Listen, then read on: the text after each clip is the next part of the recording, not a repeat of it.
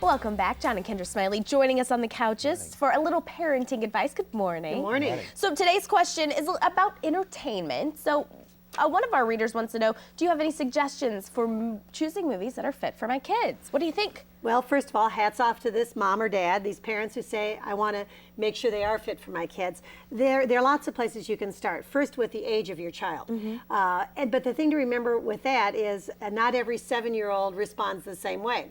So just because one child doesn't mean another child will enjoy it or it will be appropriate. So first is age, then looking at the ratings. Now these can also be deceptive because most cartoons are G. Right. And still there can be some evil, there can be some irreverency in those. I used to really get annoyed about body parts and body functions, which tend to take place a lot, even in G, and especially when the kids are little. The other thing too with that is that sometimes we see maybe not in G movies, but others, we think, oh, that's not appropriate. But we sometimes miss the subtle things that aren't appropriate. And I think the one we miss the most is when bad behavior is rewarded, because we don't want our children to learn that that's the norm. Right, and I think another thing as parents we can look at, a lot of times small children give us hints.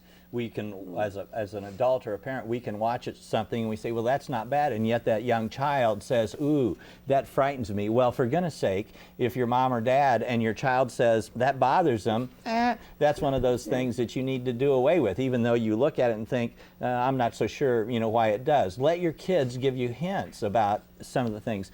The other thing with kids, as adults, we're able to distinguish fantasies from realities.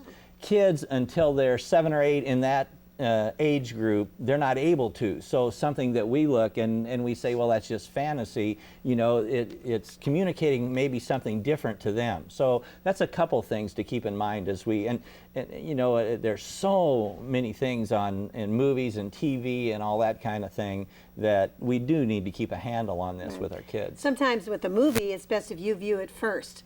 With that in mind, okay, I'm not going so that I'm entertained. I'm going to see, is this appropriate for my child? Yeah, and so oftentimes maybe you don't have a chance to watch it ahead of time. So you're viewing it with your child. Is there something afterwards that you maybe need to talk to them about if it was scary or? Absolutely, very good suggestion to dialogue about it. And like that subtle thing, evil wins or evil doesn't get, what's the word, punished, I guess I want to say.